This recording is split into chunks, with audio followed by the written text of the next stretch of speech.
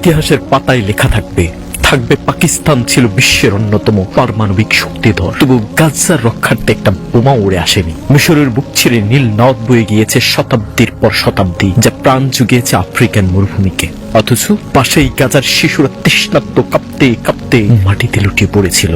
Saudi আরব আমিরাত ছিল তেলের সাগরে ভেসে থাকা বিলাসী সাম্রাজ্য। কিন্তু গাজার অ্যাম্বুলেন্সগুলো পেট্রোল না পেয়ে রাস্তায় দাঁড়িয়েছিল নিঃশব্দে, নিরুপায়। নীরবতা যেন তাদের একমাত্র আর্তনাদ। সর্বোচ্চ আশা প্রত্যাশার অসংখ্য চোখ তাকিয়েছিল তুরস্কের দিকে, নেতৃত্বের স্বপ্নে বিভোর উম্মার দাবি করা মুখপাত্র। তবু গাজার জন্য তারা কিছুই করল না, কিছুই না।